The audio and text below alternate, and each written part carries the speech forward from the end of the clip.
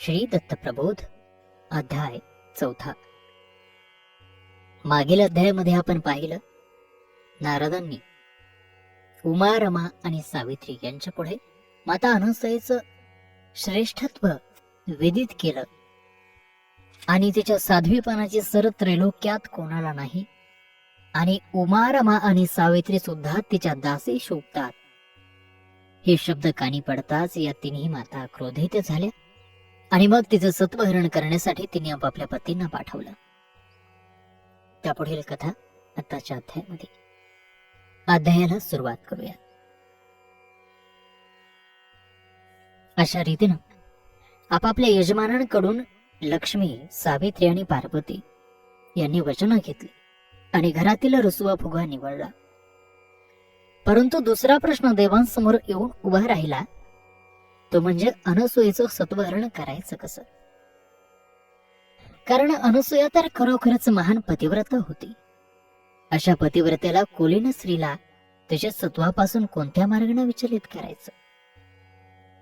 शिवशंकराला ती सर्वात अवघड गोष्ट वाटत होती. चतुरानन ब्रह्मदेवालाही हाच पेच पडला होता. अनसूया तर त्याची स्नोषा, तिचं सत्व कसं हरायचं. रमापती विष्णूलाही म्हणाले, बायकांच्या वचनाला भरून आपण आपला सत्यानाश करून घेणार आहोत. आपण सारासार विचारशक्ती गमावून बुद्धी गहाण टाकून आपल्या अर्धांगिनींना वचन देऊन बसलो आणि सर्वस्वी फसलो. आता जे विधिलिखित आहे ते टाळता येणार आहे थोडंच, ते भोगायलाच हवं. या स्त्री लोभापायी आपण कर्तव्यच्युत झालो, हे काही बरं झालं नाही. अशा तऱ्हेने ब्रह्मा, विष्णू, महेश कितीतरी वेळ आपापसात विचार विनिमय करीत होते. कोणत्या मार्गाने जाऊन सत्वहरण करता येईल हे ठरवत होते. विष्णू म्हणाले की आपण कामभावना मनात आणून तिच्या दारी गेलो तर आणखीनच भलताच प्रसंग आपल्यावर ओढावेल. ते आपल्याला जाळून भस्म केल्याशिवाय राहणार नाही. आपण ह्याच विषयात गेलो तर ती दोघेही आपले अतिशय उत्तम आदरात तिथे करतील. अतिथी धर्माला अनुसरून स्वतःचं काळीच मागितलं तरी काढून पायाशी ठेवतील आणि मग आपल्याला त्यांना एखादा वर देऊन तिथून परत यावे लागेल. कारण ते दोघंही कर्तव्याला अतिशय चोख आणि दक्ष आहेत. आपण मात्र पेचात पडलो आहोत. भगवान शंकर म्हणाले, एखाद्या क्रूर कर्माच्या विषयात जाऊन आपण त्यांना छळलं, पिडिलं तरी ती यत्किंचितही विचलित होणार नाही. कारण ती अतिशय शांत आणि धीरगंभीर आहेत. आकाशातल्या सूर्यावर, त्यांच्या तेजावर, निर्मळतेवर ज्याप्रमाणे कोणी ओरखडाही काढू शकणार नाही, त्याप्रमाणे अनसूयेचं चारित्र्य आहे. तिनं प्रपंच आणि परमार्थाची अतिशय कुशलतेनं सांगड घातली आहे. तिच्या शीलाला, पावित्र्याला कोणीही धक्का लावू शकणार नाही. प्रयत्न केलाच तर आपल्या माथी अपयश येईल. असा काहीतरी उपाय शोधून काढायला हवा की त्यामुळं आपल्या धर्मपत्नीला दिलेलं वचनही पूर्ण होईल आणि आपल्यावर प्रत्यक्ष संकटही न येता अनसूयेचं सत्वहरण करता येईल. लक्ष्मीपती म्हणाले, माझाही तोच विचार आहे. त्या दृष्टीनंच मी विचार करतो आहे. मी सांगतो तेच सर्वांनी अनुसरण्याचा निश्चय करा. दुसरा कुठलाच विचार न करता, तुमत न मांडता ऐका. आपल्या पत्नीही अहंकाराने पेटल्यामुळे हा सर्व अनर्थ घडला. पण आपण यावरही मात केली पाहिजे की आपण तिघांनीही ब्राह्मणवेश धारण करून अत्रि ऋषींच्या आश्रमात म्हणजेच मायानगरीत प्रवेश करायचा. गुप्त वेशात तिथे राहायचं. सर्व गोष्टींचं निरीक्षण करावायचं. अनसूयेचा आणि अत्रि ऋषींचा दिनक्रम बारकाईने तपासायचा आणि नारदांनी सांगितल्याप्रमाणे खरोखरच त्यांचा प्रांजळपणा, नेमिष्ठपणा अनुभवायचा. ज्या वेळेला अत्रि ऋषी जपजाप्य संधीसाठी बाहेर पडतील तेव्हा ती संधी साधून आश्रमात प्रवेश करायचा आणि अनसूयेकडे भिक्षा मागायची. ती भिक्षा साधीसुधी नाही. तिच्या एकांताचा फायदा एवढ्याचसाठी घ्यायचा की तिच्याकडून आपण लग्न भिक्षा मागायची. अशी भिक्षा मागताच अनसूया विचारमग्न होईल. तिनं अशी भिक्षा नाकारताच आपण तिचा सत्वभंग करू, तिला श्राप देऊ आणि आपला कार्यभाग परिपूर्ण करून स्वर्गलोकात पुन्हा माघारी येऊ. विष्णूंची ही युक्ती सर्वांना पसंत पडली आणि तिघेही देव ब्राह्मण वेश धारण करून मायानगरीत पोहोचले. सिंहाचल पर्वतावर अत्रींचा आश्रम होता. मायापुरीच्या अतिशय मनोहर आणि निवांत रमणीय पर्वत शिखरावर अत्रींची पर्णकुटी विराजमान होते. स्वर्गातलं नंदनवनही फिकं पडेल असं सृष्टी सौंदर्य आश्रमाच्या परिसरात नांदत होतं. शाल, तमाल, नारळे, जांभूळ, पोफळी, जायफळी, केळी, कर्दळी आणि चाफा अशा नानाविध वृक्षवेली फलपुष्प भारी लाभल्या होत्या. त्यांचा परिमळ सर्वत्र दरवळत होता. मंद मंद गंधवाह वातावरण अधिकच उल्हासित करत होता. जाई जुईच्या, पारिजातकाच्या आणि आकाश मोगरेच्या शैल्यांनी धरणीवर गालीचे अंथरले होते. ठरवल्याप्रमाणे ते तिघेही त्या आश्रमाच्या परिसरात कालक्रमणा करू लागले. सावधपणे राहू लागले आणि अत्रि ऋषी आश्रमाबाहेर फार काळ केव्हा राहतात याची वाट पाहू लागले. तशी संधी शोधतानाही ते अत्यंत सावध असत.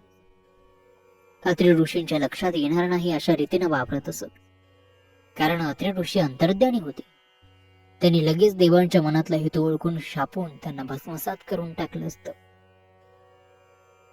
असेच काही दिवस गेले आणि देवांना हवी होती ती संधी आयतेच चालून आली. अत्रि ऋषीने एक दिवस अनसूयेला जवळ बोलावलं आणि आपल्या मनातला हेतू सांगितला की मी तपोवनात तपश्चर्येसाठी जाणार आहे. तेव्हा काही दिवस अतिशय सावधपणे काढावेत. तपश्चर्या पूर्ण होताच मी लगेच परत येईल. पतीचं हे संभाषण ऐकून काही क्षण अनसूया चिंतित झाली आणि पतीला म्हणाली, आपल्या विना मला हा आश्रम अगदी भकास भासेल. आपले चरण इथं नाही, मग येणाऱ्या अतिथी अभ्यंगताचा आदर सत्कार मी एकटीनं कसा काय करावा? मला ते कसं शक्य होईल? आपण काहीतरी यातून मार्ग काढावा. अनसूयेचं म्हणणंही अत्रींना पटलं आणि त्यावरती त्यांनी एक उपाय सांगितला की त्वरित जाऊन षोडशोपचारे माझ्या चरणांची पूजा कर आणि ते पाणी कमंडलूमध्ये भरून ठेव. संकट येईल असं वाटलं तर त्यातलं पाणी घेऊन शिंपड, ते तुझं रक्षण करील. अत्रींनी सांगितल्याप्रमाणे मोठ्या भक्तिभावानं तिनं आपल्या पतीच्या चरण कमलांचं क्षालन केलं आणि ते पाणी कमंडलूमध्ये भरून ठेवलं.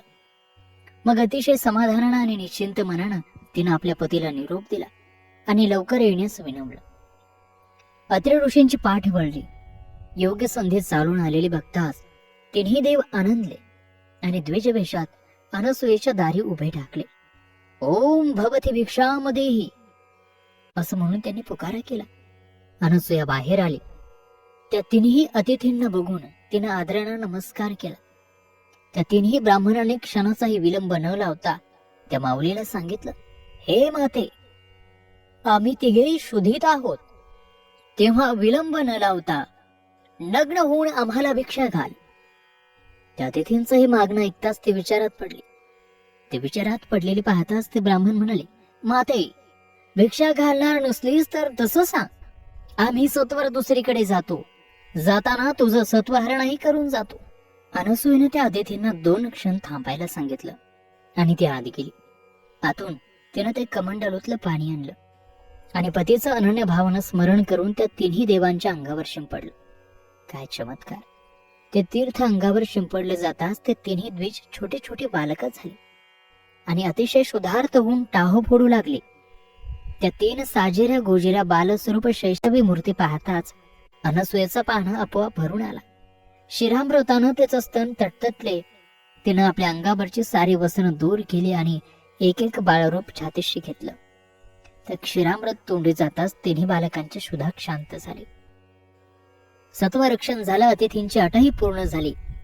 त्या शांत झालेल्या अतिथी स्वरूप बालकांना आपल्याच वसनात गुंडाळून अनसूयेनं शांत झोपावलं आणि तिनं अंगाई म्हणण्यास सुरुवात केली. इतक्यात आपली तपसाधना संपवून अत्रि या आश्रमात परतले. तोच त्यांच्या कानीही अतिशय आनंदानं तृप्त स्वरात गायलेली अंगाई पडली. ही अंगाई ऐकताच अत्रि ऋषी सुखावले आणि आत आले. पतीशी चाहू लागताच अनसूया उठली आणि तिनं त्यांना बसायला आसन दिलं. त्यांची पूजा केली आणि घडलेली सारी हकीकत सांगितली. आपण तपाला जाताच तिघे द्विज दारी आले आणि विलक्षण मागणी करू लागले की नग्नतेने भिक्षा वाढा. आपण दिलेल्या तीर्थाचंच मला स्मरण झालं. मी त्यांची इच्छा पूर्ण करण्याची तयारी केली. ते तीर्थ आपलं स्मरण करून त्यांच्या अंगावर शिंपडलं आणि डोळे मिटले तर काय आश्चर्य! ते तिघेजण बालरूप झाले. त्यानंतर त्यांची इच्छा मी पूर्ण केली. त्यांना नग्न होऊन स्तनपान दिलं, मग नाहू माखू घातलं. जो जावलं, आता कुठे त्यांचा डोळा लागला आहे. आपण आता त्यांना अवलोकावं. त्यांना अतीव आनंद झाला आणि ते अनसूयेला म्हणाले, हे प्रिये, साक्षात परमेश्वरानंच तुझी इच्छा तुझ्या घरी बालरूपाने येऊन पूर्ण केली. तुझे मनोरथ पूर्ण झाले. तुझ्यासारखी भाग्यवती तूच. पण आता एक लक्षात ठेव, कुठल्याही परिस्थितीत डोळ्यात तेल घालून यांचं संगोपन कर. त्यांच्यावर लक्ष ठेव, कारण इथून ते लवकर निघून जातील, तरी यांच्यावर सक्त नजर ठेव. पतीचं बोलणं अनसूयेलाही पटलं आणि तिनं काळजी घेण्याचं वचन दिलं. इतक्यात खांद्यावर विणा टाकलेली आणि मुखानं सुस्वर शब्दात नारायण नारायण असा नामघोष करणारी नारदांची स्वारी तिथे अवतरली आणि घरातील एकूण वेगळंच उल्हासाचं वातावरण दिसतात. जोडीतील ती 3 बालकं पाहताच आश्चर्यचकित झाली. अनसूयेनं नारदांना पाहताच त्यांची षोडशोपचारे पूजा केली आणि मृगाजन घालून ती 3ही बालकं त्यावर आणून ठेवली. प्रश्नार्थक मुद्रेनं नारदांनी अत्रि ऋषींकडे पाहिलं. अत्रि मुनींनी अनसूयेला सर्व हकीकत विदित करण्यास सांगितले. अनसूयेने विनम्र स्वरात सर्व कहाणी नारदांना सांगितली.